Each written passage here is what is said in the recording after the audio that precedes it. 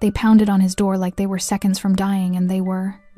When Tomas Valdez opened it, a widow collapsed into his arms with 2 freezing boys and a baby barely breathing. And the name she whispered next belonged to one of his own men. That was the moment the most feared mafia boss in Blackridge had to choose protect his empire or burn it down from the inside. If this story pulled you in, go ahead and subscribe so you never miss what's ahead. I've got another unforgettable story coming tomorrow. And while you're here, drop a comment and tell me where you're watching from. I love seeing people tuned in from all over the world. Okay, let's get back into it. Snow swallowed the mountain town of Blackridge like a frozen fist, muffling the world into silence. Tomas Valdez woke before the sound reached him, his instincts, sharpened by decades of survival in a world where hesitation meant death, pulling him from the edge of sleep. For a moment, he remained still on the leather sofa, near the dying fire, listening to the wind tearing at the reinforced windows of his timber lodge. Then it came again, a pounding, frantic, uneven, nearly swallowed by the roar of the blizzard. His lieutenant, Miguel, appeared first in the doorway of the great room.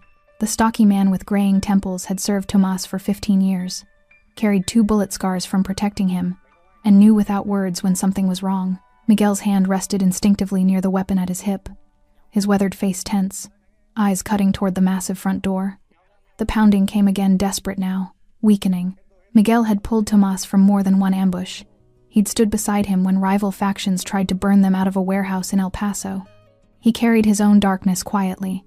A daughter he wasn't allowed to see, a marriage destroyed by the life he'd chosen, nightmares that made him walk the perimeter at 3 rather than sleep. Now Miguel looked at Tomas with a question in his eyes that didn't need speaking. Should I check it? Could be a trap.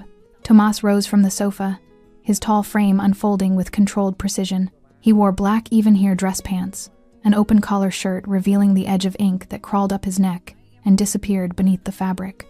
Tattoos that told stories and symbols: loyalty, loss, violence, survival. His dark hair was slightly disheveled from sleep, but his expression remained unreadable as he crossed the hardwood floor, boots silent despite his size. Miguel moved to flank him, hand hovering near his weapon. Tomas reached the door, paused, then pulled it open. The wind howled in first, carrying needles of ice and the smell of pine and frozen earth. Then he saw her. A young woman stood swaying in the snow, her thin olive coat crusted white, her long dark hair tangled with ice and clinging to her pale, exhausted face. She clutched a bundle wrapped in gray blankets against her chest, an infant, barely visible except for one small hand. 2 boys, perhaps 7 and 9 years old, pressed themselves against her sides, their jackets inadequate for the storm. The younger boy wore a brown knit cap pulled low over frightened eyes. The older boy's face was red and raw from the cold, his blue jacket snow-covered, his expression beyond exhaustion into something closer to shock. She opened her mouth. No sound came at first, her lips cracked and blue. Then, barely a whisper through chattering teeth, "Please, my babies." Her knees buckled. Tomas moved without thinking. He caught her before she hit the ground, one arm steadying her thin frame while Miguel stepped forward to grab the older boy who'd started to collapse. The infant made a weak sound against the woman's chest, not a cry, just a thread-like whimper that cut through the howling wind. For 3 seconds, Tomas Valdez stood in that doorway holding a stranger, surrounded by children freezing to death, while his mind calculated threats, angles, possibilities. Every instinct he'd honed told him this could be a setup. Rival families had tried softer approaches before: women, children, sympathy plays designed to breach his defenses. But the ice crusted on her eyelashes was real. The blue tint to the younger boy's lips was real. The infant's labored breathing was real. Then he made a choice that would shatter everything he'd built his empire on. He stepped back and pulled them all inside. "Miguel, lock it down. Full perimeter check. No one approaches without clearance." Miguel nodded once, steadying the older boy before moving toward the security panel near the entrance. 2 other guards emerged from the shadows of the lodgemen who'd been stationed in the west wing, their faces alert, weapons visible. Tomas guided the woman toward the massive stone fireplace that dominated the great room. Golden light spilled from its flames, warming the space filled with heavy timber furniture and Navajo rugs. The contrast between the frozen nightmare outside and this haven was stark wealth and safety, separated from death by inches of wood and glass. "Sit," Tomas said quietly, lowering her onto the leather sofa he'd just vacated. She collapsed into it, still clutching the infant with both arms, as if someone might tear the baby away. The two boys pressed against her sides immediately, the younger one burying his face in her shoulder, the older one staring at Tomas with wide, wary eyes. Tomas stepped back, his expression carefully neutral. Up close, he could see the woman's hands were red and swollen from frostbite. Her coat, though clean, was worn thin at the elbows. There were shadows under her eyes that spoke of weeks without proper sleep. And there, just visible at the cuff of her sleeve bruises, dark purple fingerprints circling her wrist. Something cold settled in Tomas's chest. Not sympathy. Recognition. He knew what those marks meant. He'd seen them before on women caught in the machinery of violence, on people who'd run from something worse than winter. "Miguel," he called without turning. "Dry clothes, children's sizes, and food. Something warm. Boss. Now." Miguel disappeared down the hallway. The woman hadn't looked up. She rocked slightly, a reflexive motion meant to soothe the infant, her breath coming in shaky gasps as warmth began creeping into her frozen body. The younger boy whimpered softly. The older boy's teeth chattered so violently he couldn't have spoken if he'd tried. Tomas remained standing, hands loose at his sides, watching. He didn't speak, didn't offer false comfort. He simply waited, a skill he'd mastered long ago, while the fire crackled and the storm raged beyond the walls. Finally, the woman raised her head. Her eyes met his brown, red-rimmed, filled with desperate gratitude and lingering terror. She opened her mouth, seemed to struggle for words, then managed, "Thank you.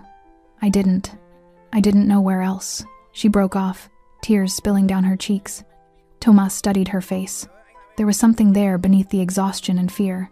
Strength, maybe, or stubbornness. The kind of determination it took to walk miles through a blizzard with 3 children rather than surrender. "Who are you running from?"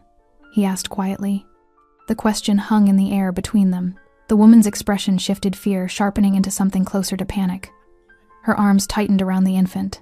The older boy's eyes went wide. She swallowed hard. I can't." "Who?" Tomas repeated, his voice soft but unyielding. "Did this?" He gestured slightly toward her bruised wrist. She followed his gaze, pulled her sleeve down quickly, then closed her eyes. When she opened them again, tears streamed freely, and she whispered a name that changed everything. The name hung in the air like smoke. Javier Ruiz. Tomas's expression didn't change, but something shifted behind his eyes, a calculation, cold and precise. Miguel, returning with an armful of clothing, froze mid-step in the doorway. The two men exchanged a glance that lasted less than a second but communicated everything. Javier Ruiz was one of Tomas's lieutenants, a rising operator who managed logistics across 3 counties. Ambitious, efficient, trusted, or so Tomas had believed. Miguel set the clothes on the arm of the sofa, sweatpants, thermal shirts, thick socks. His voice was carefully neutral. "Food's coming." The woman, she still hadn't given her name, stared at the dry clothes as if they might disappear. Her hands trembled as she reached for them, then stopped, looking up at Tomas with sudden fear. You know him." It wasn't a question. Tomas said nothing. His silence was answer enough. Fresh panic flooded her features. She started to stand, clutching the infant tighter, her body moving on pure instinct. Run, hide, survive. "I shouldn't. We need to go. I'm sorry, I didn't mean to." "Sit down." The command was quiet but absolute. She froze, caught between terror and exhaustion. The older boy grabbed her coat with both hands. The younger one whimpered. Tomas's voice softened fractionally. "You walked through a blizzard. Your children are hypothermic. You're not going anywhere tonight. But if he finds out we're here, he won't touch you." The certainty in those 4 words seemed to reach her through the panic. She searched his face, looking for lies, for threats, for whatever trap she'd stumbled into. But Tomas's expression revealed nothing except cold fact. Slowly, she sank back onto the sofa. "Get them warm," Tomas said, gesturing to the clothes. "We'll talk after." He turned and walked toward the far end of the great room, where floor-to-ceiling windows looked out onto the storm. Miguel followed, positioning himself so he could watch both the woman and the hallway. "Javier," Miguel said quietly. "I know, if she's telling the truth." "She is." Tomas's jaw tightened. "Look at her wrist. Look at those children. That's not theater." Miguel was silent for a moment, his weathered face troubled. "What do you want to do? Find out what Javier's been doing that I don't know about?" Behind them, The woman was helping the boys change into dry clothes with shaking hands. The younger boy, still wearing his brown knit cap, even indoors, pulled on thermal pants that pooled around his feet. The older boy stripped off his wet blue jacket with visible relief, his small body shuddering as warmth began reaching his core. The woman kept the infant wrapped against her chest, only adjusting the blankets to check the baby's breathing. A girl. Tomas noticed now pale wisps of hair visible against the gray fabric. Another guard appeared with a tray soup, bread, hot tea. The woman stared at the food with hollow-eyed hunger but didn't move. Instead, she poured soup into bowls and handed them to her sons first. The older boy took his with both hands, drinking directly from the bowl. The younger boy ate more slowly, his eyes darting between the food and Tomas, like a stray animal expecting the meal to be snatched away. The woman watched them eat with fierce attention, as if counting each swallow. Only when both boys had finished, only when they'd soaked bread in the remaining broth and scraped the bowls clean, did she reach for her own portion. Tomas noticed, filed it away. Miguel noticed too. His expression softened fractionally, a rare thing for a man who'd spent 15 years enforcing Tomas's will with violence when necessary. The woman ate mechanically, without tasting, her focus still on the children. The infant stirred against her chest, making small sounds. She shifted her hold, supporting the baby's head with practiced gentleness even as her own hands shook from cold and adrenaline crash. When the soup was gone, she set the bowl down and finally spoke again. "My name is Lauren." Her voice was steadier now, though exhaustion weighted every word. "Lauren Bennett. These are my sons, Noah and Caleb. And this." She looked down at the infant. "This is Emma." Tomas turned from the window. "How do you know Javier Ruiz?" Lauren's face went pale. She pulled her sons closer, and both boys pressed against her sides like they'd done it 1,000 times, a practiced formation born from repeated danger. "I don't. Not directly." She swallowed hard. "My husband did. Daniel. He ran a small logistics company. Shipping and transport. About 6 months ago, he started noticing irregularities. Manifests that didn't match cargo. Deliveries to addresses that didn't exist. He thought maybe it was just clerical errors at first." Her hands tightened on the blanket around Emma. Then he opened one of the shipments. Found guns. Military-grade weapons hidden inside crates marked as construction equipment. Miguel's expression hardened. Tomas remained perfectly still. "Daniel wanted to report it," Lauren continued, her voice dropping. He thought he was doing the right thing. He told his contact, the man who'd hired his company for the routes, that he couldn't be part of it anymore. That he was going to authorities. She closed her eyes. 2 weeks later, Daniel was dead. They called it an accident. A truck collision on Route 34. But the brakes on his vehicle had been cut. I found the mechanic's report they tried to bury. Tears spilled down her cheeks, but her voice didn't break. Then the debt collectors came.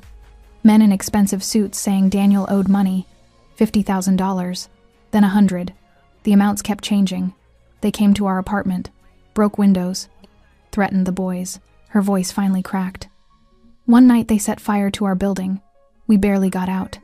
Caleb, the older boy, was crying silently now, his face buried in his mother's shoulder. Noah stared straight ahead, his young face carefully blank, too blank for a child his age. "I took what I could carry and ran," Lauren whispered. "We've been moving for 3 weeks. Shelters, churches, anywhere that would take us. But tonight the last shelter said they were full, and the storm came. And I saw your light through the trees." She looked up at Tomas, her eyes red-rimmed but direct. "I swear I didn't know this was your house. Didn't know you were connected. My babies were dying. I had to try." Tomas studied her in silence. Behind him, snow battered the windows with relentless fury. The fire crackled. Emma made soft sounds against her mother's chest. Finally he spoke. "Javier Ruiz works for me." Lauren's face went white. "Which means," Tomas continued, his voice cold and precise, "someone in my organization has been running weapons without authorization. Someone ordered your husband killed. And someone is hunting you to tie up loose ends." He stepped closer, and Lauren instinctively pulled her children tighter. But Tomas's next words weren't a threat. "You're safe here tonight. Tomorrow, we find out who gave Javier his orders." Lauren didn't sleep. Tomas had offered her one of the guest rooms, a space larger than her entire apartment had been, with a bed covered in thick blankets and windows overlooking the snow-buried forest. The boys had collapsed almost immediately, curled together under the covers with Emma nestled between them in a makeshift nest of pillows. But Lauren sat in the leather chair by the window, watching her children breathe, unable to close her eyes. Every creak of the lodge made her flinch. Every gust of wind sounded like footsteps. The warmth that had felt like salvation hours ago now felt like a trap slowly closing. She'd walked into the home of a man connected to the people hunting her, a man whose lieutenant had murdered her husband. What have I done?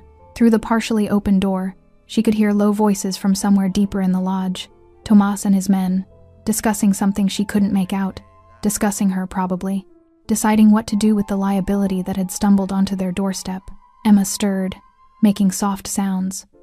Lauren moved to the bed immediately, checking her daughter's breathing, her temperature, the color of her tiny lips, still pale, but warmer, alive.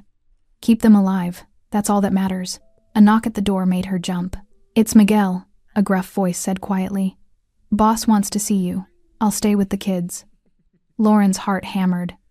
She looked at her sleeping sons, at Emma's small form barely visible between them. Every instinct screamed not to leave them, but refusing felt more dangerous than complying. She opened the door. Miguel stood in the hallway, his weathered face unreadable. But his eyes flicked past her to the children, and something in his expression softened fractionally. "They'll be safe," he said quietly. "You have my word." It was the word of a man who worked for criminals. But it was also the word of a father who understood what those 3 small lives meant. Lauren nodded and followed him down the hallway. The lodge was built like a fortress disguised as luxury.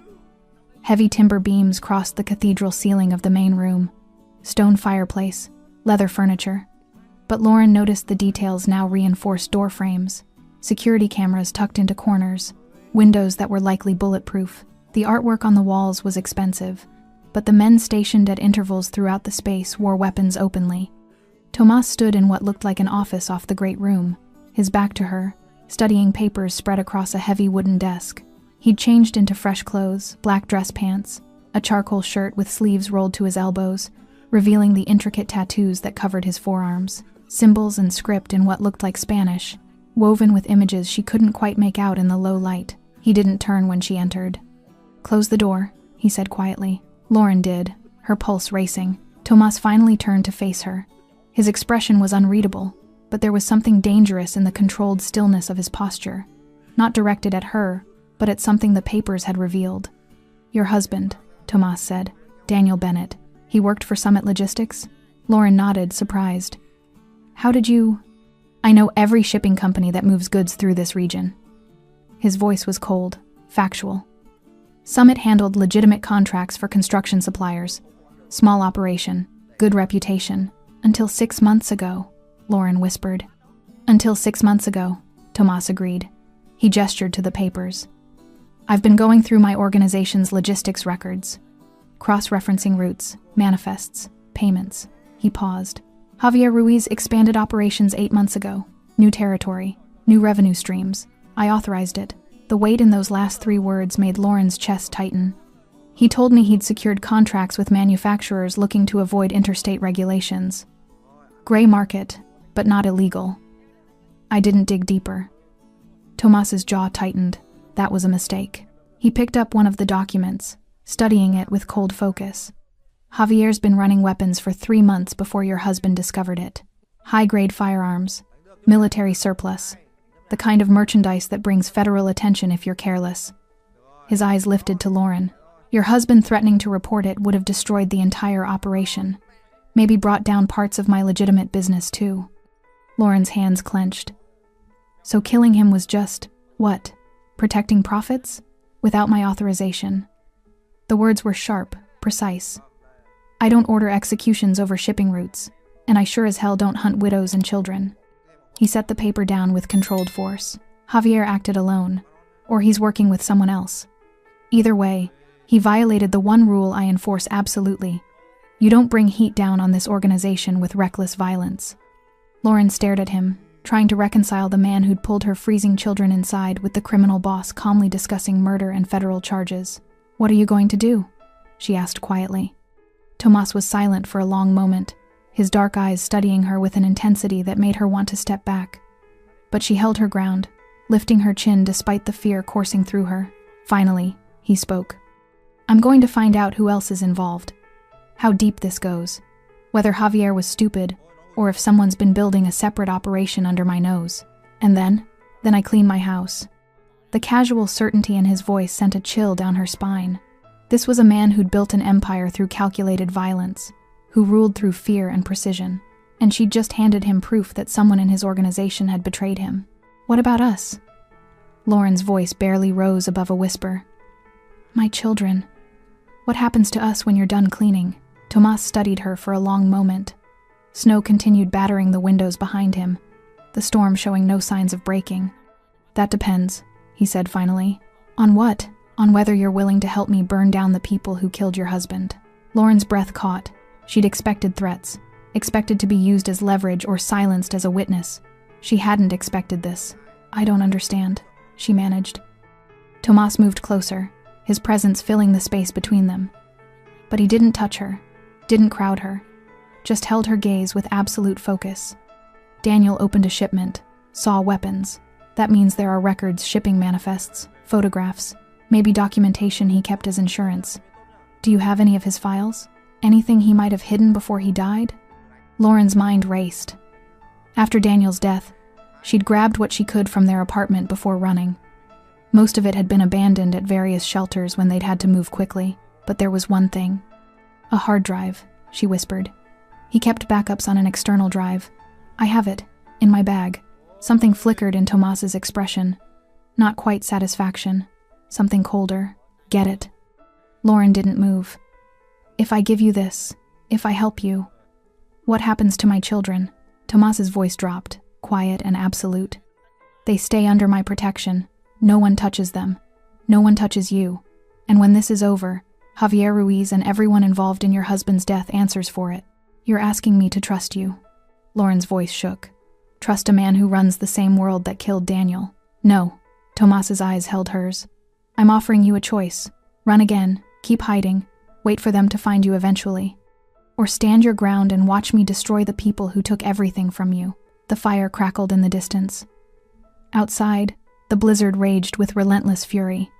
Lauren thought of Daniel's face the last morning she'd seen him alive. Thought of Noah's silent tears and Caleb's too careful blankness. Thought of Emma, who'd never know her father. She'd been running for 3 weeks. She was done running. The hard drive's in my coat pocket, she said quietly. I'll get it. Tomas nodded once, and as Lauren turned to leave, she heard him speak again. So quietly she almost missed it. They'll pay for what they did to your family. You have my word. It was a promise from a dangerous man. But it was the first promise in 3 weeks that felt like hope.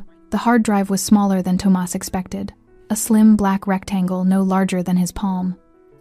Lauren had retrieved it from the inner pocket of her worn coat, her hands trembling slightly as she placed it on his desk. Daniel backed up everything, she said quietly. Financial records, shipping manifests, photos. He was meticulous like that. Drove me crazy sometimes, how he'd document every detail. Her voice caught on the past tense. Tomas connected the drive to his laptop without comment. The screen flickered as files began loading hundreds of folders organized by date and client name. He opened the most recent directory. What he found made his jaw tighten. Shipping routes that didn't exist in his authorized operations. Manifests listing construction materials that concealed detailed inventories of firearms, AR, 1, 5, S, Glocks, even heavier ordnance. Photographs Daniel must have taken covertly. Wooden crates, stamped with legitimate company logos, their contents visible where lids had been pried open, and payments. Wire transfers from shell companies Tomas didn't recognize, routed through accounts in the Cayman Islands. Miguel, standing behind him, let out a low whistle. That's at least $2 million in hardware. 3 months of operations, Tomas said coldly. Javier built an entire distribution network without oversight. He couldn't have done this alone, Miguel added. Moving that volume, he'd need drivers, warehouse access, border contacts, and someone to wash the money. Tomas scrolled through financial records. These accounts aren't tied to our legitimate business. Someone set up a parallel operation. Lauren watched from the doorway, her arms wrapped around herself. Does this help? It gives me names. Tomas's voice was flat. Locations. Evidence of... He stopped. Miguel had gone rigid, his hand moving instinctively toward his weapon. Through the window behind Tomas, barely visible through the swirling snow, headlights cut through the darkness. 2 vehicles, coming up the long private drive toward the lodge. "We're not expecting anyone," Miguel said quietly. Tomas was already moving. He grabbed the hard drive, disconnected it, and handed it to Lauren. "Take this to your children. Lock the door. Don't open it for anyone except me or Miguel." "What's happening?" "Go, now." The command in his voice sent her running. Tomas crossed to a cabinet built into the wall, opening it to reveal a small arsenal. He pulled out a Glock, checked the magazine, chambered a round with practiced efficiency. Miguel was already armed, speaking rapidly into a radio. 2 unknowns approaching main entrance. Position Alpha and Bravo. Secure the perimeter. No one gets past the lodge. Outside, the vehicles stopped 50 yards from the house, close enough to be threatening, far enough to avoid immediate engagement. 4 men emerged, dark shapes against the white landscape. They wore heavy coats, but even from this distance, Tomas could see the bulk of weapons beneath. "They're not trying to hide it," Miguel observed. "They're not here to talk." Tomas watched the men fan out, moving with military precision. "They're here for Lauren. How did they find her?" "Doesn't matter. They're not getting her." One of the men pulled out a phone, the screen's glow visible in the darkness, making a call, reporting in. Tomas's radio crackled. "Boss, we've got 2 more vehicles on the access road. At least 6 additional contacts. They're boxing us in." Miguel swore quietly. 10 men. That's a kill team. Or a message. Tomas's voice was ice cold. "Javier's telling me to hand her over." He moved toward the front door, ignoring Miguel's protest. "Boss, you can't. Stay with the woman and children. If anyone gets past me, you get them out the back. There's a snowmobile in the shed. Keys are in the ignition." "Tomas, that's an order." Tomas pulled open the heavy door and stepped into the blizzard. The cold hit him like a physical blow, snow immediately clinging to his hair and shoulders. He wore no coat, just the charcoal shirt and dress pants, his tattoos exposed to the freezing air. The men advancing on his lodge stopped when they saw him, a lone figure, standing in the golden light spilling from the doorway. "That's far enough," Tomas called, his voice cutting through the wind. The lead man, tall, military build, expensive tactical gear, kept walking. His 3 companions fanned out, weapons held ready but not yet raised. "Tomas Valdez," the man said, stopping 20 feet away. "We're here for the woman and her kids. Hand them over, and we leave peacefully." "Who sent you?" "Does it matter? You're a businessman. This is business. The woman's a loose end. You understand how this works." Tomas's expression didn't change. "I understand someone sent a kill team to my home, in a blizzard, without permission. That's either remarkable stupidity or remarkable disrespect." The man's jaw tightened. "We're not here for a conversation. Then you've made a mistake. There are 10 of us, 1 of you. Be smart about this." Tomas took a step forward, his hands loose at his sides, the Glock held casually but ready. Snow swirled between them, the storm howling like something alive. "You're on my land," Tomas said quietly, each word precise and cold. "Threatening people under my protection. I'm going to give you 1 chance to leave. Can't do that. Then you're going to die in the snow." The man's hand moved toward his weapon. Tomas was faster. The Glock came up in a fluid motion, years of training compressed into a heartbeat. He fired twice, center mass, professional, efficient. The lead man dropped. The clearing erupted. Muzzle flashes lit the snowfall like lightning.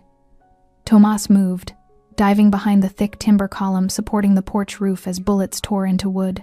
He returned fire, dropping a second man who'd broken cover too soon. Miguel appeared in the doorway with 2 other guards, their weapons adding to the chaos. The attackers scattered, using the vehicles for cover, but they'd lost the element of surprise. In the distance, more gunfire, the perimeter guards engaging the men who'd tried to flank the lodge. One of the attackers made a desperate rush toward the door. Tomas stepped out from cover and put him down with 3 shots. The man fell 5 feet from the entrance, blood staining the fresh snow. The remaining men broke. They retreated to their vehicles, engines roaring to life, tires spinning in the snow as they fled back down the mountain road. Miguel's men pursued with measured fire, ensuring they kept running. Silence descended, broken only by the wind and the distant sound of engines fading. Tomas stood in the snow, weapon still raised, his shirt soaked through and clinging to his skin. Steam rose from his shoulders where body heat met freezing air. His hands' tattooed knuckles steady slowly lowered the Glock. 3 bodies lay in the snow, dark shapes against white. Miguel emerged from the lodge, his expression grim. Perimeter reports 4 more down. The rest ran. We're clear. Tomas nodded, his breathing controlled despite the adrenaline. He looked at the bodies, then at his lodge, bullet holes scarring the timber, windows somehow still intact. Get rid of them, he said quietly, before the storm buries them. He turned to go inside, then stopped. Through the window of the guest room, he could see Lauren's silhouette. She stood pressed against the glass, one hand covering her mouth, her sons behind her. She'd watched everything. Their eyes met across the distance. She'd asked him what would happen if she stayed. Now she knew exactly what kind of protection she'd accepted, and what it would cost. Lauren couldn't stop shaking. She'd pulled the boys away from the window after the gunfire stopped, wrapped them in blankets, and held them while they trembled. Noah had cried silently, his small body rigid with fear. Caleb had stared at nothing, his face carefully blank again, that terrible absence of expression that broke her heart more than tears ever could. Emma slept through it all, mercifully oblivious. But Lauren had watched Tomas step into the blizzard alone, watched him kill 3 men with the same cold efficiency she might use to cross items off a grocery list, watched bodies fall into snow that would bury them by morning. And she understood with brutal clarity. The man who'd saved her children was also a man capable of extraordinary violence. A soft knock at the door made her jump. "It's me," Tomas's voice said quietly. Lauren hesitated, then crossed to open it. He stood in the hallway, still wearing the soaked shirt that clung to his frame, snow melting in his dark hair. His tattoos stood out starkly against skin that should have been blue from cold, but somehow wasn't. There was no blood on him, he'd been too precise for that, but his knuckles were raw from the Glock's recoil. He didn't enter. Just stood there, studying her face with that unreadable expression. "Are you hurt?" he asked. "No." Her voice came out steadier than she expected. "The boys are scared, but they're okay." Tomas nodded once. His eyes moved past her to where Noah and Caleb huddled on the bed, watching him with wide, frightened eyes. "I'm sorry they saw that," he said quietly. "They've seen worse." The words tasted bitter. "Men breaking into our apartment, our building burning. This isn't their first time watching violence." Something flickered in Tomas's expression, not quite sympathy, but understanding. He knew what it meant to have childhood stolen by brutality. "The men who came tonight," he said. "They were professionals, military training, expensive equipment. That's not random enforcement. Someone paid significant money to kill you." Lauren's arms wrapped around herself. "Javier? Or whoever's above him." Tomas's jaw tightened. "I need to make calls, find out who authorized this. But first," he paused, "you need to decide if you're staying." "What?" "After what you just saw, you have every right to leave. I can get you to a safe house, new identities, money. You'd be gone before sunrise." Lauren stared at him. "You're giving me a choice? After all this?" "You're not a prisoner." His voice was quiet but absolute. "You came here desperate. I won't keep you desperate. If you want out, I'll make sure you're protected. But it means running again. Hiding. Living in fear that someday they'll find you anyway. And if I stay?" Tomas met her eyes directly. "Then you're part of this until it's finished. That means watching me dismantle the people who killed your husband. It means your children living in a house where violence might come again. It means trusting me to keep you safe while I clean out the rot in my own organization." The wind howled outside, rattling the windows. Emma stirred in her blankets, making soft sounds. Lauren looked at her sons, Noah's tear-stained face, Caleb's empty expression. Looked at Emma, who deserved to grow up knowing her father had been avenged. Looked at the warm room, the safety, the first real protection they'd had in weeks. Then she looked at Tomas, dangerous, violent, but standing in her doorway asking permission instead of giving orders. "I want them to pay," she said quietly. "All of them. For Daniel. For what they did to my family. I don't want to run anymore." Tomas studied her for a long moment, then nodded. "Get some rest. Tomorrow we start finding answers." He turned to leave, then paused. "The men outside tonight? They'll talk before they die. Word will spread that you're under my protection. That makes this official. You understand what that means? It means you're choosing me over your own lieutenant. It means I'm choosing accountability over corruption." His voice was cold. "There's a difference." He walked away, his footsteps silent on the hardwood. Lauren closed the door and leaned against it, her heart pounding. She just committed herself and her children to a war inside a criminal empire. But for the first time since Daniel died, she felt like she might actually survive. In his office, Tomas made the first call. The phone rang 3 times before a gravelly voice answered. "It's 2 in the morning. "I need information," Tomas said without preamble. "Javier Ruiz. What's he been moving besides what I authorized?" Silence. Then, "Why are you asking?" "Because 10 men just tried to kill a witness on my property, and the trail leads back to Javier's operations." More silence. The man on the other end, Ricardo, who'd run intelligence for Tomas for a decade, let out a slow breath. "I've been hearing things," Ricardo admitted. "Whispers about unauthorized shipments, routes that don't match our books. I thought maybe you'd approved it quietly." "I didn't." "Then we've got a problem, because Javier's been operating independently for at least 4 months, and he's got backing." Tomas's hand tightened on the phone. "What kind of backing?" "The kind that comes with offshore accounts and political protection. Someone's been funneling money into his operation. Big money. The kind that suggests he's not working alone. Names. I don't have them yet. But I can tell you this. 3 of your other lieutenants have been meeting with Javier privately. No security. No records. Just quiet conversations in places they think you don't watch." Cold fury settled in Tomas's chest. "Which 3? Ricardo named them. 2 were men Tomas had trusted for years. The third was younger, ambitious, someone he'd been grooming for higher responsibility. A faction. Not just one rogue operator, but a coordinated betrayal." "How deep does it go?" Tomas asked quietly. "Deep enough that if you move against Javier, you might trigger a split. Some of the younger guys see him as the future. They think you've gone soft, focusing too much on legitimate business." "Soft," Tomas repeated, his voice like ice. "Their word, not mine. They don't understand that going legitimate is harder than staying criminal. They just see profits and think they can do better." Tomas was silent, processing. His empire, built over 20 years through calculated violence and strategic patience, was fracturing from within, and he'd been too focused on expansion to notice the rot spreading beneath. "I want everything on Javier," he said finally. "Financial records, communications, every person he's met with in the past 6 months, and I want to know who's funding him. That'll take time. You have 12 hours. Tomas ended the call and immediately dialed another number. This one rang longer before a cautious voice answered. "It's late, Tomas. We need to meet. Tomorrow. The usual place." "What's this about?" "Javier Ruiz tried to have a civilian killed tonight. A widow with 3 children. The same widow whose husband stumbled onto an unauthorized weapons operation running through my territory." The voice on the other end went cold. "You're sure it's Javier?" "I'm sure. And I'm sure he's not working alone." A pause. "If you're planning what I think you're planning, I'm planning to clean my house, with or without approval. I'm giving you the courtesy of advance notice. Tomas, if you start a war, the war's already started. I'm just deciding how it ends." He hung up before the response came. Miguel appeared in the doorway, changed into dry clothes, his face grave. "Ricardo called me too, gave me the names. Your opinion?" Miguel was quiet for a moment. 2 of those men saved your life, bled for this organization. If we move against them based on suspicion? It's not suspicion. Tomas pulled up the files from Daniel's hard drive, turning the laptop so Miguel could see. "It's evidence. Look at the routing codes. Look at the accounts." Miguel leaned closer, his expression darkening as he scrolled through the data. His finger stopped on one particular transfer. "That's my signature code," he said quietly. "What?"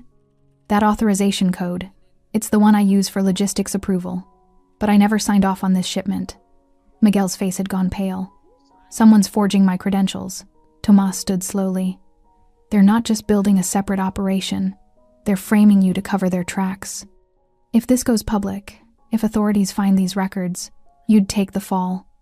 Javier stays clean, I lose my most trusted lieutenant, and the operation continues without interference." Miguel's hands clenched into fists. "Who?" "That's what we're going to find out." Tomas moved to the window, looking out at the snow-covered darkness. Bodies had already been removed, the blood buried under fresh powder, like it never happened. But it had happened, and more violence was coming. "Lauren refused to leave," Tomas said quietly. Miguel nodded. "She's got spine. More than most. She wants justice. Can you give it to her?" Tomas watched the snow fall, thinking of 3 children sleeping upstairs, thinking of a woman who'd chosen to stand her ground instead of run, thinking of the empire he'd built that was now threatening to tear itself apart. "Yes," he said finally, "but it's going to cost everything." The storm broke just before dawn. Tomas stood on the porch of the lodge, watching pale light filter through dissipating clouds. The blizzard had buried the world in 3 feet of fresh snow, transforming the landscape into something pristine and deceptive, beautiful if you didn't know what lay beneath.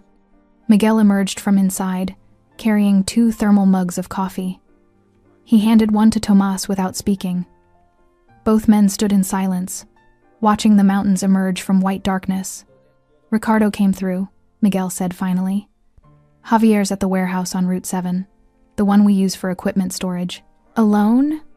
"2 men with him, the rest scattered after last night." Miguel paused. Words spreading fast. "Everyone knows you're protecting the widow. Javier's calling it a betrayal." Tomas's jaw tightened. "He murders a civilian, runs unauthorized operations, forges your credentials, and sends a kill team to my home. But I'm the one betraying loyalty. That's how he's spinning it. Says you've gone soft, that you're choosing outsiders over family." "Family." Tomas's voice was cold. He doesn't know what that word means. Behind them, the door opened quietly. Lauren stood in the doorway, wrapped in a borrowed sweater that hung loose on her thin frame. Her hair was pulled back, revealing the shadows under her eyes, evidence of another sleepless night. "The children are still sleeping," she said quietly. "Miguel's wife is watching them." Tomas turned, surprised. "Maria's here?" Miguel nodded. "Called her after things settled. Figured the kids needed someone gentler than us around." Something in Tomas's chest tightened gratitude for a kindness he hadn't asked for but needed. Lauren stepped onto the porch, hugging herself against the cold. "You're going after him today, Javier." It wasn't a question. "Yes," Tomas said. "I want to come." "No, he killed my husband." "Which is exactly why you stay here." Tomas's voice was firm but not harsh. "This isn't about revenge. It's about justice. And justice doesn't require witnesses." Lauren's eyes flashed. "I have a right. You have children who need their mother alive." Tomas held her gaze. "What happens today won't be clean, won't be pretty. It's the part of my world you don't need to see. I've already seen you kill 3 men. That was defense. This is judgment." He paused. "There's a difference." Lauren opened her mouth to argue, then stopped. She studied his face, the cold determination, the weight of what he was about to do, settling into his expression like armor. "Will you tell me?" she asked quietly. "After. Will you tell me it's done?" "Yes." She nodded slowly, then reached into her pocket and pulled out a small photograph. It showed a man with kind eyes and an easy smile, his arm around Lauren, both of them laughing at something beyond the frame. "Daniel," she said, her voice thick. "He wasn't perfect, but he was good. He tried to do the right thing, and they killed him for it." She pressed the photograph into Tomas's hand. "When you see Javier, I want you to remember this face. Remember the man he took from my children." Tomas looked down at the photograph. Daniel Bennett stared back at him, an ordinary man caught in an extraordinary nightmare. A man who'd made one moral choice and paid with his life. "I'll remember," Tomas said quietly. Lauren turned and went back inside, her shoulders straight despite the trembling in her hands. Miguel exhaled slowly. "You ready for this?" "No." Tomas pocketed the photograph. "But it's time anyway." The warehouse squatted at the edge of town like a gray scar against white landscape. Single story, corrugated metal, surrounded by chain-link fence.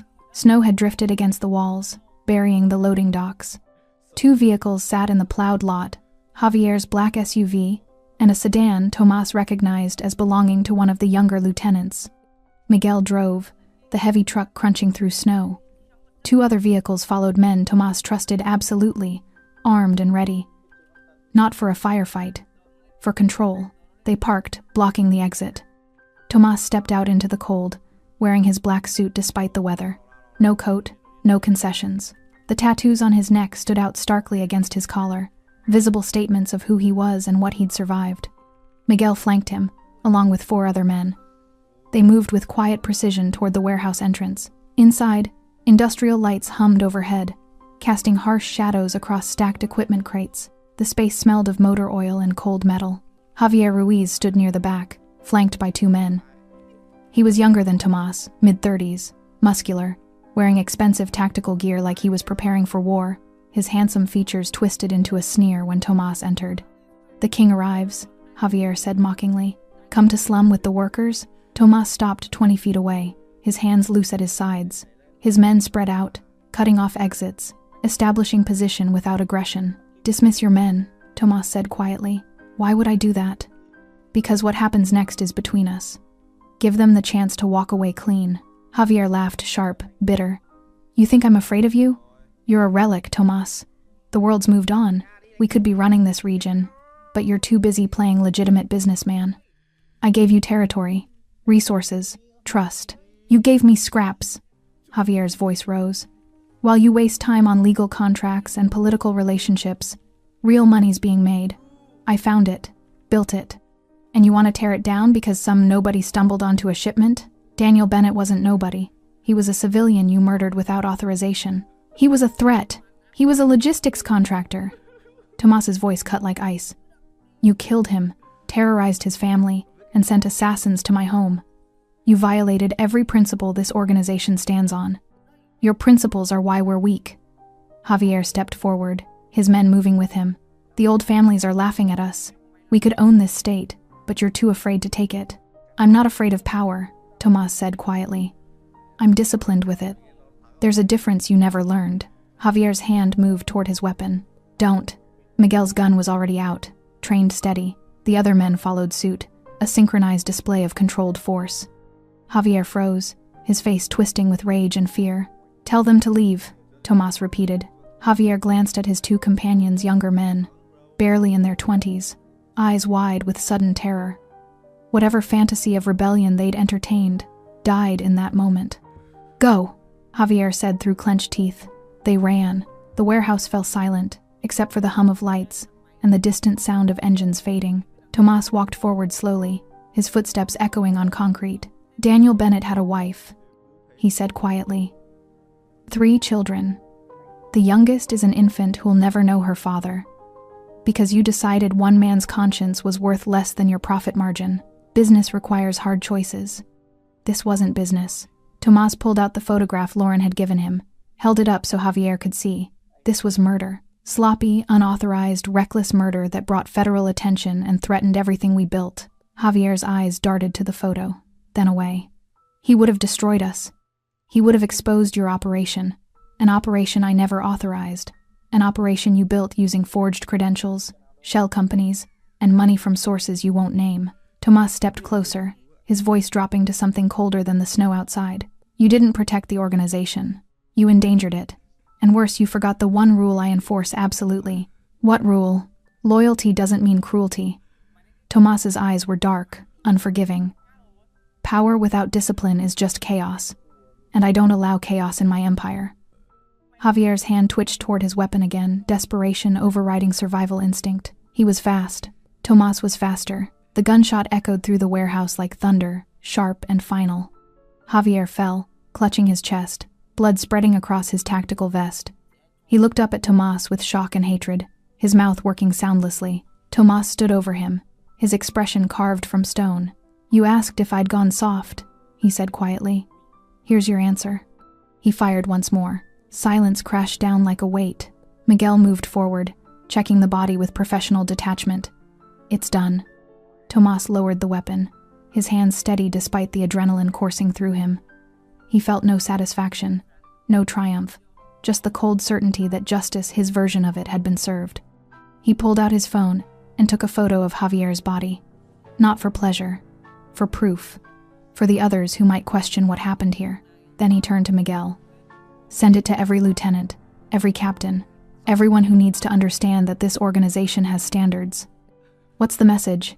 Tomas looked at the blood pooling on concrete, thought of Daniel Bennett's photograph in his pocket, thought of Lauren and her children sleeping safely in his lodge.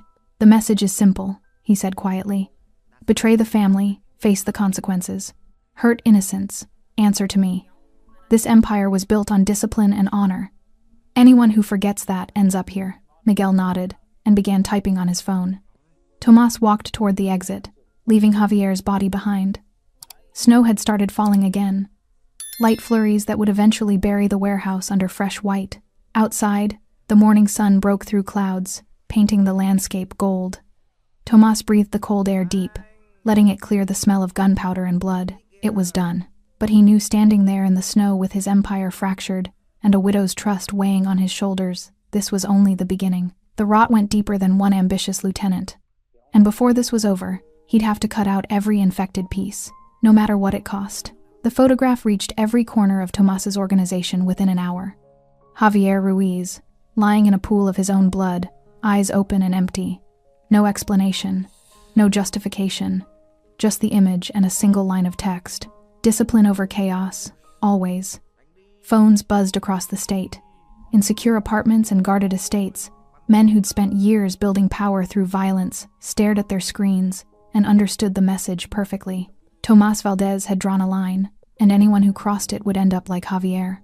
By noon, 3 of Javier's known associates had disappeared, fled south toward the border or deeper into hiding. 2 others requested immediate meetings, eager to pledge loyalty and distance themselves from the dead man's operation. The younger lieutenants who'd whispered about Tomas going soft fell silent. Fear was a language everyone understood, but Tomas knew fear alone wouldn't be enough. Fear bred resentment. Resentment festered into rebellion. He needed something more permanent than intimidation. He needed a public declaration so absolute that no one would dare question it. Lauren found him in his office late that afternoon, staring at a formal invitation embossed with gold lettering. "What is it?" she asked quietly from the doorway. Tomas looked up. She'd showered and changed into clothes. Maria had brought simple jeans and a sweater that actually fit, though she still looked fragile, like she might break under the wrong pressure. "The annual winter charity gala," he said. "I host it every year. Local politicians, business owners, law enforcement. It's theater. A performance to show I'm a respectable member of the community." Lauren stepped into the office. "When is it?" "Tomorrow night." Her eyes widened. "After everything that just happened?" "Because of everything that just happened." Tomas set the invitation down. "Javier's dead. His network is collapsing. But there are still people who think you're a liability. That protecting you makes me weak." "So what are you going to do?" Tomas met her gaze directly. "I'm going to take you to the gala. You and the children." Lauren's breath caught. "You want us? In public? In front of everyone? I want them to see you're under my protection. Not hidden away like something shameful. Standing beside me where the entire town can witness it. That's insane." Lauren shook her head. "Those people, politicians, police, they'll ask questions. Who I am, why I'm there. You're painting a target on yourself." "The target's already there," Tomas said quietly. "This just makes the message clear. You're not collateral damage. You're not a secret. You're someone I chose to protect, and anyone who challenges that challenges me directly." Lauren stared at him, trying to understand the calculation behind those dark eyes. Why? Why risk your reputation, your standing, everything you've built for us?" Tomas was silent for a long moment. Then he stood and walked to the window, looking out at the snow-covered forest. "Because Javier was right about one thing," he said finally. "I've spent 20 years building power, territory, wealth. I've made hard choices, hurt people when necessary, ruled through fear when I had to." He turned to face her. "But somewhere in all that, I forgot what power is supposed to be for. Forgot that strength without purpose is just violence." Javier saw profit, saw expansion, but he couldn't see past his own ambition to understand that some things matter more than money. Like what? Like making sure a widow and her children don't freeze to death in a blizzard. Like holding people accountable when they murder innocents. Like using the empire I built to protect, instead of just control. Lauren's eyes filled with tears. "You barely know us." "I know enough." Tomas's voice was quiet but absolute. "I know you walked through a storm to save your children. I know you refused to run when I offered you an out. I know you're stronger than most men I've worked with." He paused. "And I know Daniel deserved better than what happened to him." The photograph still sat on Tomas's desk, Daniel's smiling face, frozen in a moment of happiness that had been stolen. Lauren wiped her eyes. "If I go to this gala, if I stand beside you in front of everyone, there's no taking it back. You'll be tied to us. Forever. I know. Your enemies will use it against you. Let them try." Lauren looked at him. Really looked. Trying to see past the dangerous exterior to understand the man underneath. A man who'd killed 3 people defending her, who'd executed his own lieutenant for justice, who now wanted to parade her and her children in front of the town's elite as a statement of protection. It was insane. It was strategic. It was possibly the kindest thing anyone had done for her since Daniel died. "I don't have anything to wear," she said quietly. Tomas's expression softened fractionally, not quite a smile, but close. "Maria's already handling it. She has excellent taste. And the boys? Suits, age-appropriate, nothing uncomfortable." He paused. "They've been through enough. This should feel special, not scary." Lauren nodded slowly, her mind racing. Then a thought occurred to her. "What do I tell people when they ask who I am?" "The truth," Tomas said. "You're Lauren Bennett, a widow, a mother, someone under my protection. They'll want to know why. They can wonder." The next evening arrived faster than Lauren expected. Maria had brought a dress, simple but elegant, deep navy blue, that made Lauren's eyes stand out. Nothing flashy, nothing that screamed wealth or power, just understated grace. The boys wore dark suits that Miguel had picked out, with ties loose enough not to feel like strangling. Noah kept tugging at his collar nervously. Caleb stood silent, taking everything in with those 2 old eyes. Emma wore a soft white dress with tiny roses embroidered on the collar. She gurgled happily in Lauren's arms, oblivious to the significance of the evening.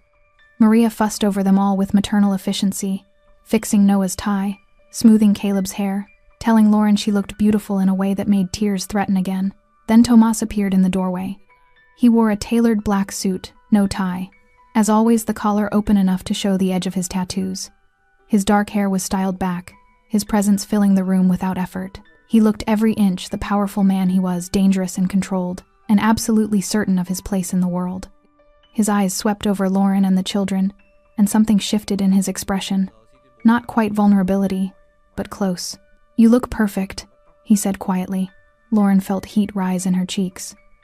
"I feel like I'm about to walk into a lion's den." "You are," Tomas offered his arm, "but I'll be standing right beside you." The grand hall downtown had been transformed into winter elegance.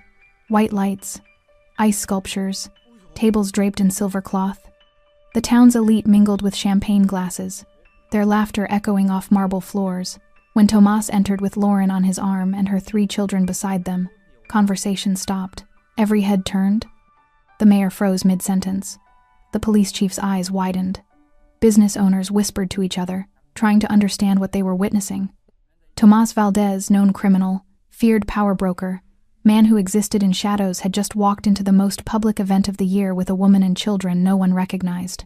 He didn't pause, didn't acknowledge the stares, just walked Lauren to a table near the front, pulled out her chair with old-fashioned courtesy, and sat beside her like this was the most natural thing in the world. Miguel and his wife Maria took seats nearby with the boys. Emma stayed in Lauren's arms, looking around with wide, curious eyes. The mayor approached first, a practiced politician's smile plastered on his face, though his eyes were calculating. "Tomas, wonderful to see you. And who is this lovely lady?" "Lauren Bennett," Tomas said calmly. "She and her children are staying at my lodge." The mayor's smile flickered. "Bennett? I don't believe we've met." "We haven't," Lauren said, her voice steadier than she felt. "I'm new to Blackridge. Well, welcome." The mayor's eyes cut to Tomas, full of questions he didn't dare ask directly. Tomas met his gaze with absolute calm. "Lauren's under my personal protection. I wanted to make that clear." The words hung in the air, a statement, and a warning wrapped in polite conversation. The mayor nodded slowly, his political instincts telling him not to push. "Of course." "Well, enjoy the evening." He retreated quickly. Others approached throughout the night. Business associates, old contacts, people trying to gauge what this meant. Tomas introduced Lauren each time with the same quiet certainty, never explaining, never justifying, just presenting fact. Lauren watched him navigate the room with practiced ease, shaking hands, making small talk, all while keeping her within arm's reach. The boys sat with Maria, eating dessert and whispering to each other. Emma fell asleep against Lauren's shoulder, and slowly, Lauren understood. This wasn't about the gala, wasn't about charity or social standing. This was Tomas Valdez telling the entire town, criminals and civilians alike, that she belonged under his protection, that her children were untouchable, that anyone who threatened them would answer to him personally. It was the most public, the most dangerous, the most absolute declaration of protection possible. And as she sat there, in borrowed elegance, surrounded by wealth and power and whispered speculation, Lauren realized something that terrified and comforted her in equal measure. She wasn't running anymore. She was standing, and Tomás Valdez was standing with her. The gala ended near midnight, but the consequences began immediately. By morning, Tomás's phone had erupted with calls. Business partners demanding explanations, political contacts expressing concern about his public display, and 3 direct threats from rival organizations who saw his protection of Lauren as weakness to exploit. He ignored most of them. But one call he couldn't dismiss came from a man named Agustin Flores, head of the largest trafficking network in the Southwestern Territories, and someone who'd maintained an uneasy alliance with Tomás for years. "You're making enemies," Agustin said without preamble. "Powerful ones. The Bennett woman's husband disrupted supply chains across 3 states. People lost money. Now you're protecting her like she's family?" "She is family," Tomás said quietly. "She's a liability. Hand her over. Let the interested parties handle their business. You stay clean." "No." Silence stretched across the line. Then Augustin's voice turned cold. "You're choosing her over alliances that keep your empire stable. That's not strategy. That's sentiment. And sentiment gets men killed. Then they can try." "Tomás, this conversation is over." He ended the call and found Lauren standing in the doorway of his office, her face pale. "I heard," she said quietly. "You're losing allies because of me. I'm losing people who were never truly allies. But your business will survive." Tomás stood, his expression firm. "Lauren, understand something. These men only respect power. The moment I hand you over to keep them comfortable, I lose more than alliances. I lose credibility. I lose the one thing that actually matters in this world, my word." "Your word to who? You barely knew me when you let us in." "My word to myself." He moved closer, his voice dropping. "I spent 20 years building an empire on discipline and control. But what's the point of power if I can't use it to protect the people who deserve it?"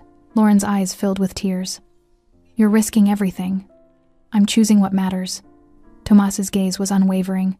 "Money rebuilds, alliances reform. But if I let fear dictate my choices, I become exactly what Javier was, just another criminal hoarding power for its own sake." A crash from upstairs made them both turn.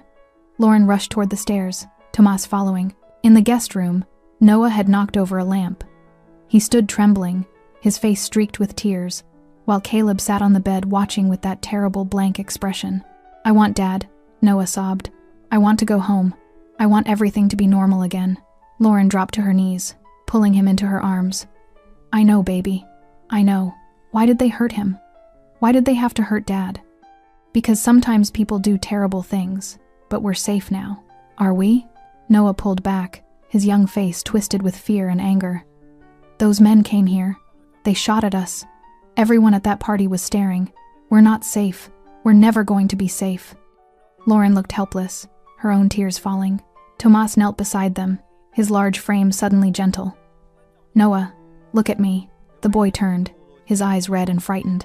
"Your father was a good man," Tomás said quietly. "He tried to do the right thing, and bad people hurt him for it. That wasn't fair. It wasn't just. And you have every right to be angry. Then why can't we just leave? Why do we have to stay here?" "Because running doesn't fix anything. It just moves the problem somewhere else." Tomás's voice was steady, certain. "Your mother chose to stand and fight, to make sure the people who hurt your dad answer for it. That takes courage." "I'm not brave," Noah whispered. "I'm scared all the time." "Brave people are scared too. They just don't let fear make their choices for them." Noah stared at him, processing. Caleb watched from the bed, his expression finally showing something curiosity, maybe, or the first crack in his protective numbness. "Will you really keep us safe?" Noah asked. "Yes," Tomás said without hesitation. "Promise?" "I promise." Noah nodded slowly, then buried his face in his mother's shoulder again. Lauren held him tight, her eyes meeting Tomás's over her son's head. "Thank you," she mouthed silently. Tomás stood, giving them space. But as he reached the door, Lauren called out, "Tomás? What happens now?" He turned. "Now I finish what Javier started. Find everyone involved in Daniel's death. Make sure they can never hurt you again. And after that? After that, you decide what kind of life you want. and I help you build it. Later that night, Lauren couldn't sleep. She wandered downstairs and found Tomas on the porch, watching snow fall through the security lights. "Can I ask you something?" she said quietly. He nodded. "Why did you really let us in? That first night, you could have turned us away, called the police, done anything except pull 3 strangers into your home." Tomas was silent for a long moment, his breath forming clouds in the cold air. "My sister," he said finally. "Isabella. She was 10 years younger than me. When our parents died, I raised her, protected her, built this entire empire partly so she'd never want for anything." His jaw tightened. "She got sick, cancer. I had money for the best doctors, the best treatment, but money can't cure everything. She died when she was 23. Lauren's hand covered her mouth. "The night before she died, she told me she was proud of what I'd built. But she asked me one question. What's the point of all this power if you only use it for yourself?" Tomas's voice was rough with emotion he rarely showed. "I didn't have an answer then. But when I opened that door and saw you holding your children, barely alive, I heard her voice, and I knew this was my answer. This was the point." Lauren stepped closer, her hand finding his arm. "I'm sorry about Isabella. She would have liked you, would have loved your children." He looked down at her. "You remind me of her. That stubborn refusal to give up even when the world's against you." They stood in silence, snow falling around them, 2 broken people finding unexpected strength in each other's presence. "I won't let you down," Tomas said quietly. "You already saved us," Lauren replied. "Everything else is just keeping your promise." Morning brought unexpected quiet. No threatening calls, no armed visitors, just snow melting from the eaves and pale sunlight filtering through the lodge windows. Lauren woke to find Emma cooing softly beside her, the boys still asleep in their makeshift bed. For the first time in months, she'd slept through the night without jerking awake at every sound. The lodge felt different in daylight, less like a fortress, more like a home. She found Tomas in the kitchen, surprisingly domestic in dark jeans and a thermal shirt, making coffee. The tattoos on his forearms were fully visible now, intricate patterns she'd never had time to examine before. Names woven with symbols. Dates marked in Roman numerals. A sister's name, Isabella, wrapped in delicate roses over his left wrist. "You're up early," he said without turning. "Old habit. Emma doesn't believe in sleeping past 6. Lauren settled at the kitchen island. "Is it always this quiet?" "After storms, yes. The world takes a breath before starting again." He poured coffee into 2 mugs, sliding one across to her. "We got word this morning. 2 of Javier's financial backers turned themselves in, gave prosecutors everything in exchange for reduced sentences." Lauren's hands tightened around the warm mug. "Everything?" "Names, accounts, the entire network." Tomas's expression was carefully neutral. "Federal investigators will be sorting through it for months, but the important part, the people who ordered Daniel's death, they'll face charges. Real charges, not just my version of justice, legal consequences, prison time." He paused. "It's not the same as having Daniel back, but it's accountability." Tears spilled down Lauren's cheeks before she could stop them. Not grief this time, relief. The crushing weight of running, of fearing every shadow, finally lifting. "I thought I'd feel different," she whispered. "Thought I'd feel victorious or satisfied. But I just feel tired." "That's normal." Tomas's voice was gentle. "You've been surviving on adrenaline for weeks. Now that the immediate danger's passed, your body's remembering how exhausted it is. What happens now? To us?" Tomas set his mug down carefully. "That's what I wanted to talk to you about. You have choices, Lauren. Real ones." He pulled out a folder from the counter, opened it to reveal documents. Option 1. New identities.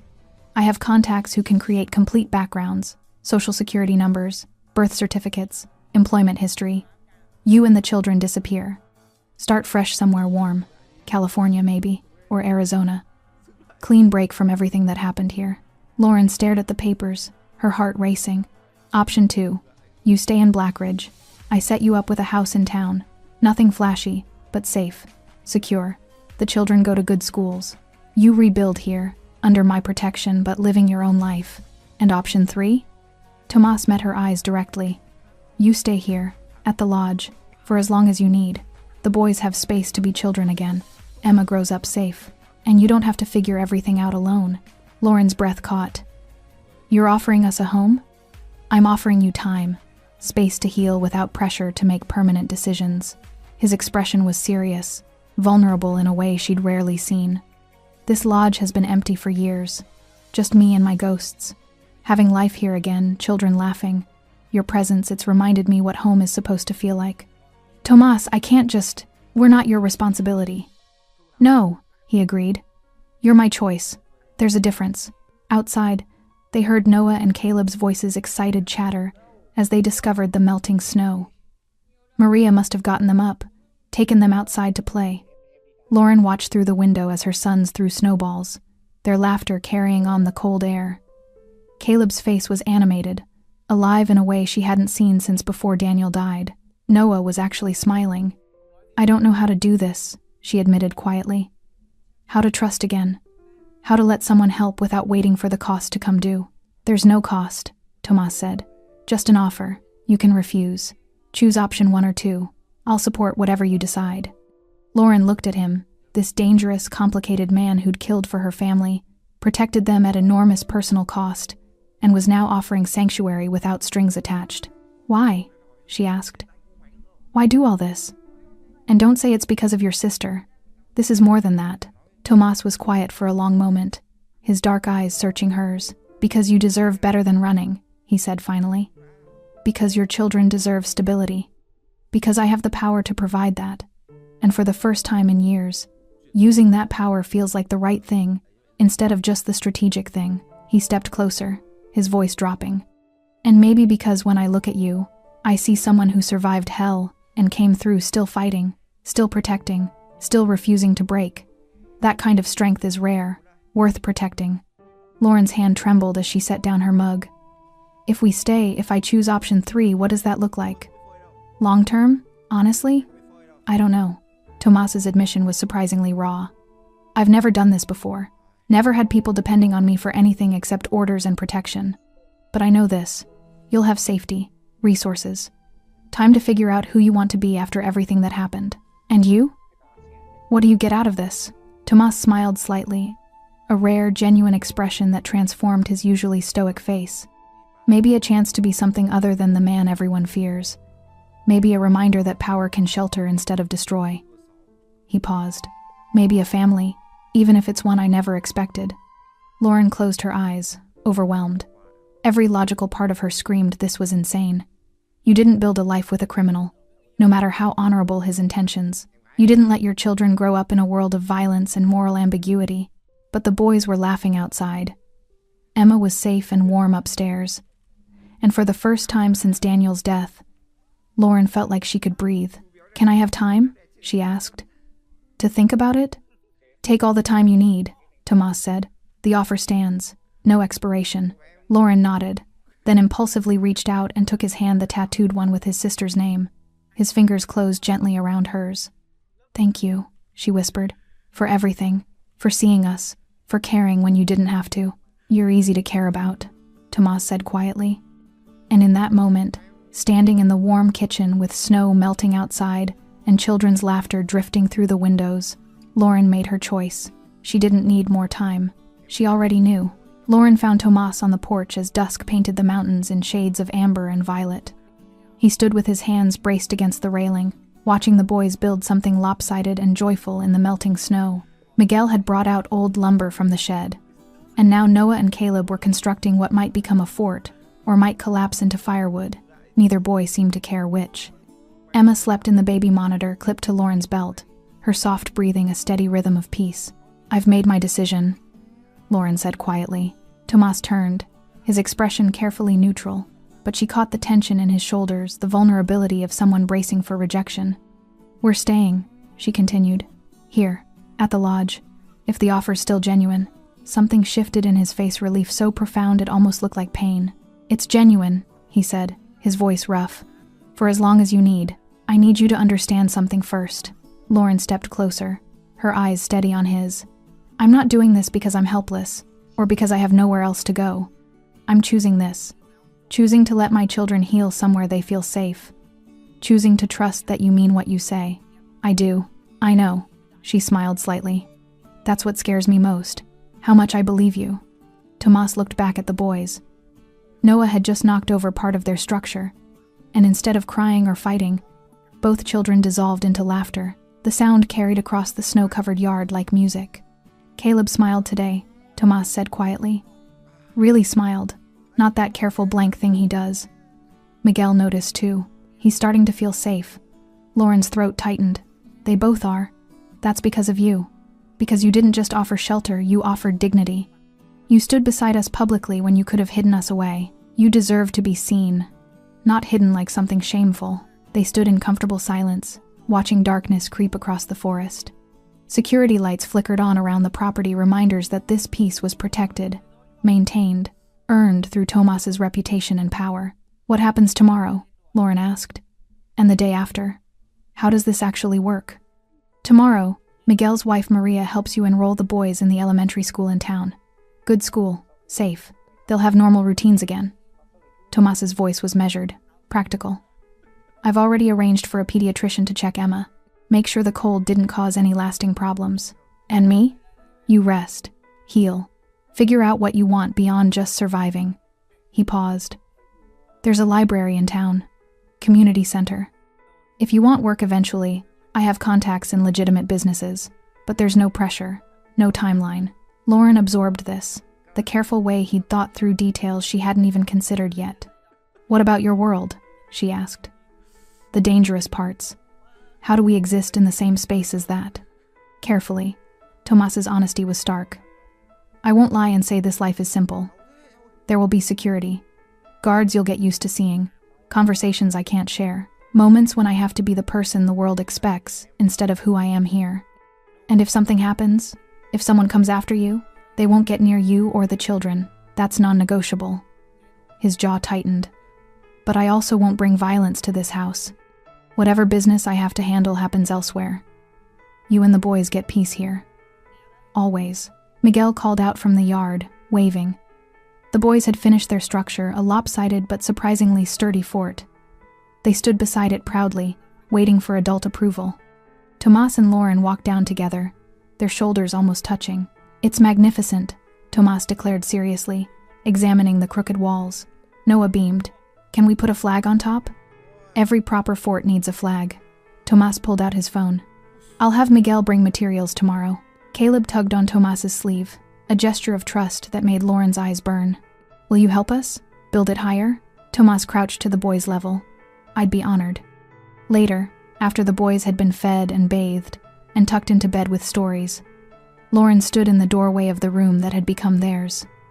Noah slept curled around a stuffed bear Maria had brought. Caleb sprawled across his pillow, one arm flung out. Emma breathed softly in her bassinet, finally gaining the healthy weight she'd lost during their weeks of running. Her children, safe, warm, beginning to heal. Tomas appeared beside her, his presence steady and grounding. Thank you, Lauren whispered. I know I keep saying it, but I don't have better words. You gave us our lives back. You gave me something too, Tomas said quietly. Purpose that isn't just power. A reminder that the empire I built can do more than intimidate and control. Lauren looked up at him, this man who existed in contradictions, violent and gentle, feared and honorable, powerful and somehow, in this moment, vulnerable. What did your sister say? Lauren asked softly. About the point of power? Tomas's expression softened with memory and grief. She asked what good it was if I only used it for myself. And now? Now I know. He looked at the sleeping children, then back at Lauren. It's for this, for giving people who deserve safety a chance to rebuild, for making sure innocence isn't crushed by the violence of my world. Lauren reached out, her hand finding his. His fingers closed around hers, tattooed and scarred, and surprisingly warm.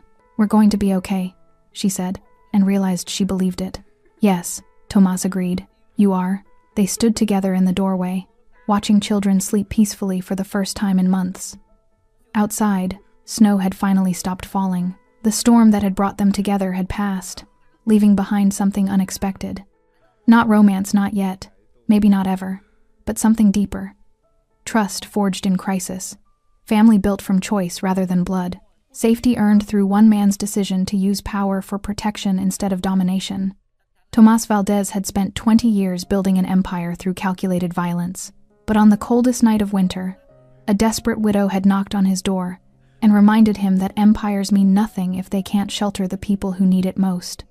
The dangerous man who trusted no one had opened his home to strangers, and in doing so, he'd found something he'd lost when Isabella died. A reason to be more than feared, a chance to be needed, a family. Lauren squeezed his hand once, then released it to check on Emma. Tomas watched her move through the room with gentle efficiency, every gesture speaking of fierce maternal protection. Outside, Miguel walked the perimeter. Security cameras tracked the forest line. The world remained dangerous, complicated, full of threats. But inside this lodge, in this moment, there was peace. And Tomas Valdez, the man who'd forgotten what home felt like, stood guard over it with absolute certainty. Some storms destroy everything they touch. Others clear away the debris and leave space for something better to grow. This storm had done both. And as Tomas closed the door softly and returned to his vigil by the windows, he understood with quiet clarity what Isabella had tried to teach him years ago. Power wielded with compassion doesn't make you weak, it makes you whole. Thanks for sticking with this story until the very end. You're the reason these stories feel alive. If you're ready for another powerful journey, just tap the next video on your screen. And before you go, leave a quick comment and rate this story from 1 to 10. I'm excited to read your thoughts and connect with you in the comments. Бедному можно сказать, а кто ты без денег? А он скажет, а я без денег хороший там папа, там, и хороший там друг, товарищ, да, но у меня нету денег. И вот тут вопрос возникает о том, что и этому человеку нужны, по сути, и дав ему, вот тут интересно, и дав ему в моменте огромное количество денег, останется ли он таким же? Либо это все поменяет его. Или у бедного, к примеру, или у богатого, забери все деньги, сможет ли он найти себе друзей, там, хорошую жену, стать там, не знаю, хорошим отцом? Ну, вот такие вот интересные вопросы на самом деле.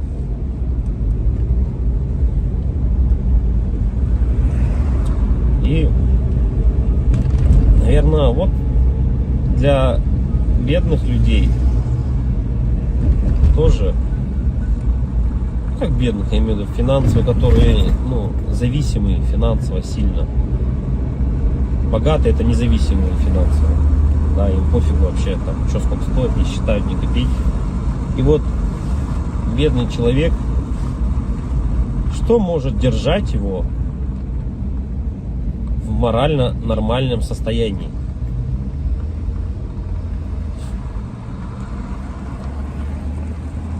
Это, наверное, возможно, поддержка семьи, поддержка друзей. Ну, как я и говорил, к примеру, как у меня есть сосед, ну, вот у него есть поддержка родителей, да, поддержка друзей. Но он не вылазит из ситуации, в той, в которую залез. И получается, что у нас получается? Что это тоже не важно? Что даже имея поддержку своих родственников, друзей, ты не вылезешь из дизморали, из такого образа жизни? Получается, нет. Так что же тогда? Алло. Алло, Андрей. Ау. Ты еще не заезжал? Вот я еду, сейчас заеду скоро. Не едь туда, все, оплата пришла. Все, хорошо, давай. Вот, как я и говорю, можно... Так что же для человека самое главное получается? Чтобы держаться на плаву. Многих же не останавливают, дети не останавливают, да, которые имеются. Да, любовь к детям тоже их не останавливает. Да, как-то...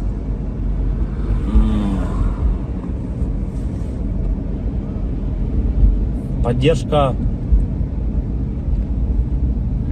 Наверное, вот если так разобраться, наверное, самое внутреннее, наверное, если вот так вот разобраться, прямо углубиться, возможно, поддержка жены, типа, или девушки, если прям вот глубоко внутрь копнуть, тоже на самом деле не всегда. Но если у тебя есть девушка и жена, ты на ежедневной основе с ней общаешься, с ней видишься. Это единственный человек, по сути, да, который, наверное, важен в твоей жизни, который может дать отдельный типа совет.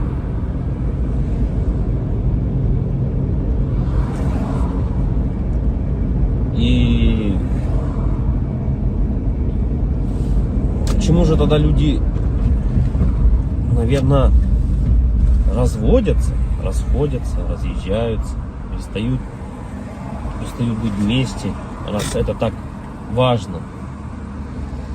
Наверное, из-за того, что вот нету вот этого как раз таки, наверное, какого-то отдельного совета, какой-то внутреннего чувства нужности этому человеку. Да, люди расходятся, потому что ты не получаешь каких-то тех чувств, которых ты нигде не больше не получишь. Не можешь получить. Ни за деньги, ни еще как-либо. И когда у тебя, наверное, нету этого чувства внутреннего, люди, наверное, потом расходятся. И потом люди, многие, наверное, попадают вот в эти депрессии. Помимо финансовых проблем, нереализованности, да, и еще семейные неудачи какие-то добавляются. Наверное, это было всегда у людей. Просто раньше, наверное, этому не придавали такой огласки, возможно. Да и раньше было чуть, наверное, возможно, проще. Я говорю, человеку надо было всего лишь выполнять свои функции какие-то. Да? Как бы человек мог сходить там, отработать, к примеру, на заводе, прийти, и он был спокоен был уже. Что все, типа, он сделал все, что от него требуется. В наше же время ты этого не можешь сделать. И получается, помимо того, что ну вот оно от этого-то и все исходит на самом деле. Семьи от этого-то и рушатся.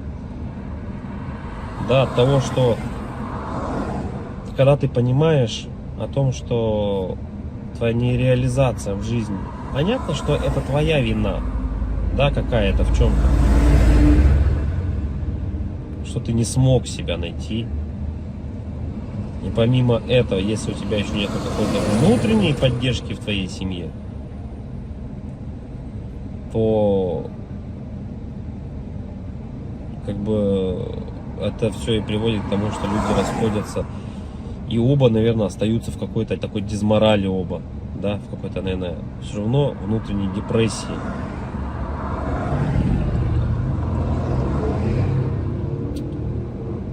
Короче,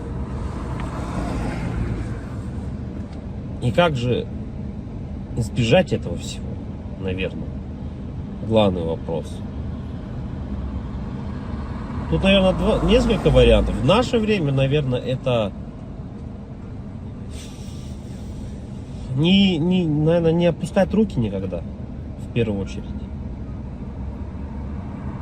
Если бы взять со стороны мужчины, да, то в наше время, наверное, главное не то, типа, сколько он зарабатывает, а главное, чтобы, наверное, не опускать руки. Потому что работа примерно плюс-минус вся одинаковая. Плюс-минус везде она одинаково оплачивается. Да, но хотеть и стараться чего-то большего и не опускать руки, наверное, это одно из самых главных вещей. Да, стараться и хотеть чего-то большего.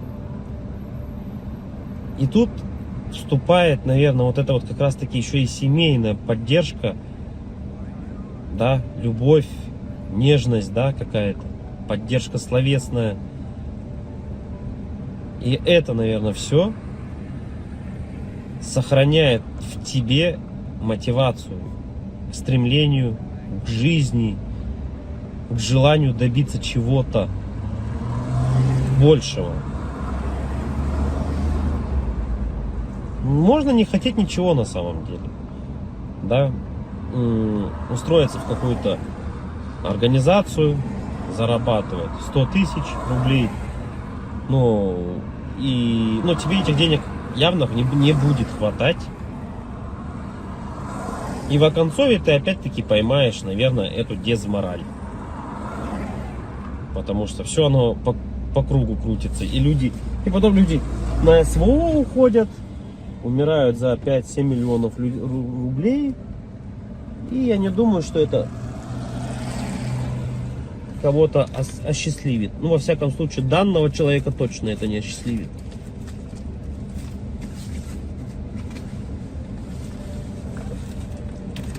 Говоря именно о поддержке, что значит поддержка?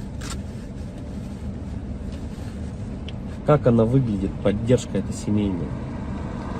Наверное, у каждого это, наверное, по-разному немного.